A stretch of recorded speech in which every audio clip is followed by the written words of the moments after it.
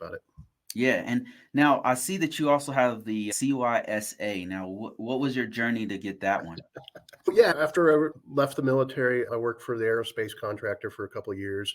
And then I happened to get into a government services job with the Air Force on here in Colorado Springs. Uh-huh. I felt the job was, I don't want to demean the organization or the job because it's important. I just, I felt there was more out there. And also my mother-in-law had at the time had some things that she was dealing with. And so I went back to my old Army unit that I Mhm. had left from and took a job back down south with that organization. Learned a ton, managed to accomplish a ton, did a lot of data normalization efforts. Basically, we had a certification tracking system that the Army used to have a contract for, and it was a giant database. And Mhm. my old organization was responsible for basically half of the active operational force with a number of divisions, and it tracked their cyber awareness, their cyber whatever cyber awareness training and all that stuff. That Yeah. your annual cyber stuff that you have to do. Don't click on bad links, whatever. And Right. different units were having problems maintaining a common standard, and we were just nothing ever aligned. If this unit said that they were 90%, I go in and I see that they're at 80% or whatever. Mm. Fix that system for everybody. It was, remember it being during that big cold snap that knocked out power in Texas, 2021.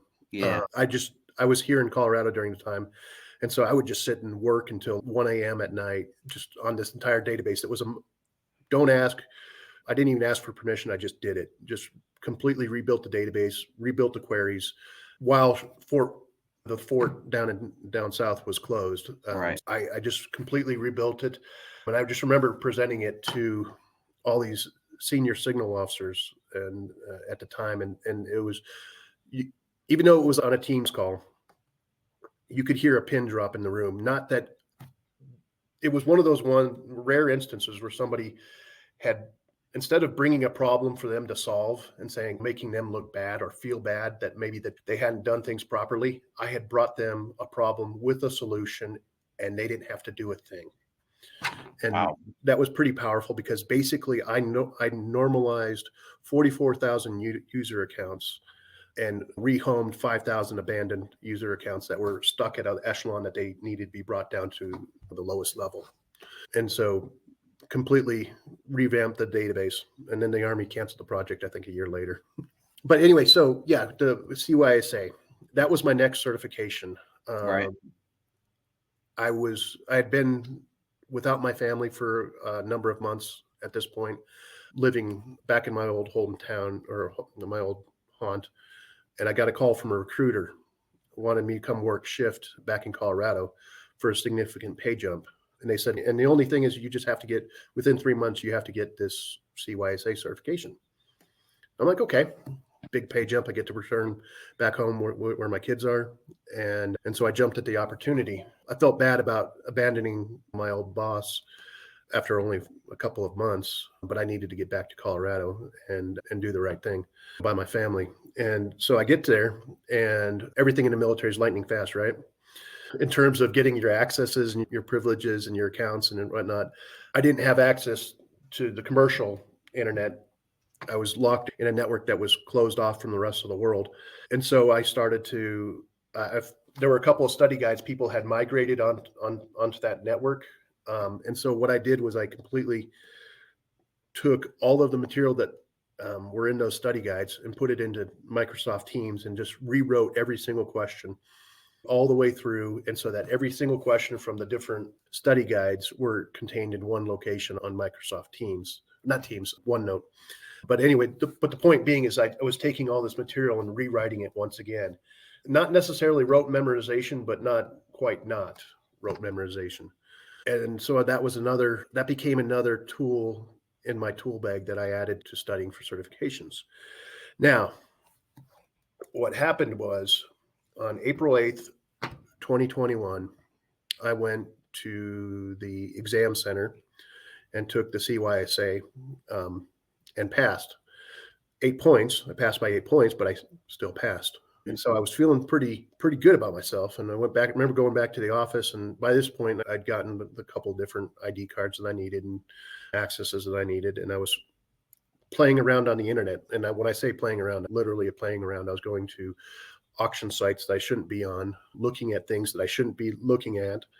And I was thinking about making a sizable purchase when I realized I just passed an exam in 3 weeks. And so now I've got 3 certifications.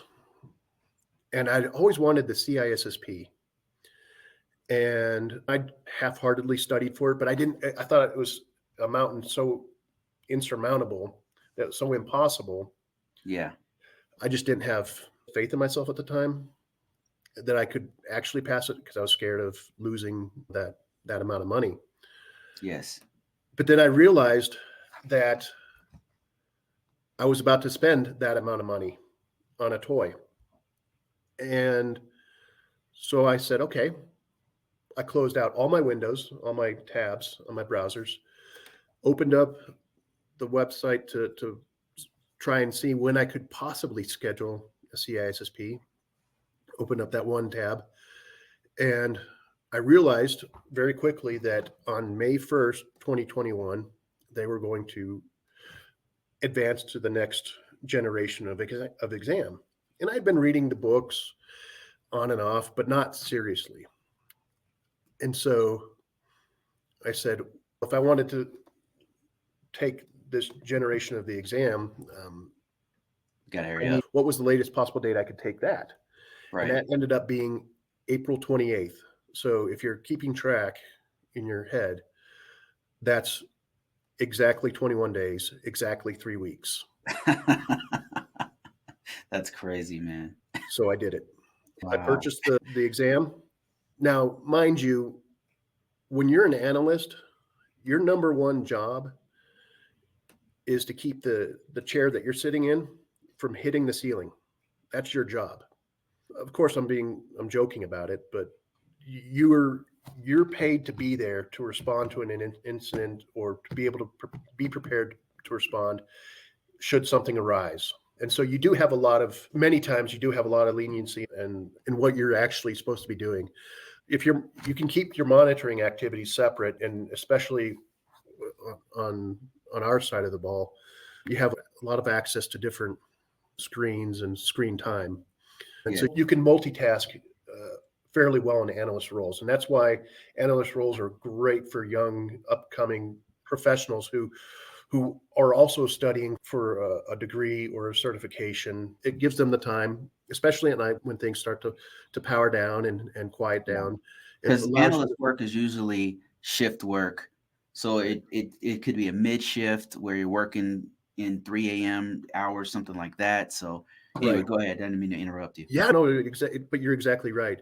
And so I took all the night shifts. I told everybody, I Mhm. said, "Hey, I'm going to take the night shifts, and I'm just going to go chase this certification."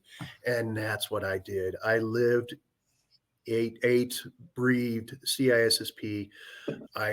Udemy was my friend during that time. Udemy is I it's a great resource. I managed to get a couple of good practice exams out of there, and that's all I did was just study and lived in the exam. You were correct in one of your podcasts recently. One of the more recent shorts that you talked about is your number one resource is that ISC2 PBOK CISSP book and the practice questions that come with it. Yeah, But those practice but you really should supplement all your CISSP study material with up to, I want to say, about 1,500 practice questions. Yes. I think 1,500 is the bare minimum to Yeah, start. that really helped me out. Those questions. It just any questions I could find.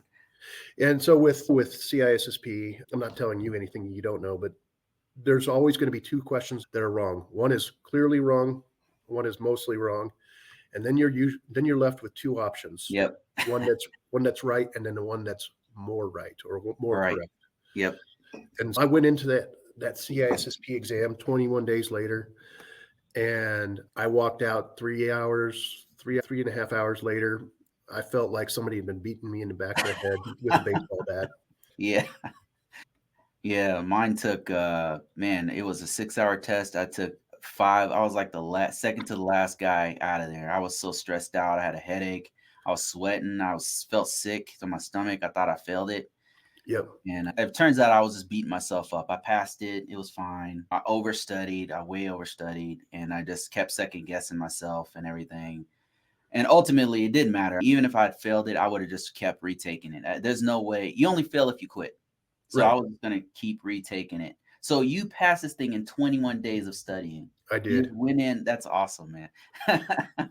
And you know what? That was probably the most valuable thing. That moment, that day was probably the most valuable day in my entire career.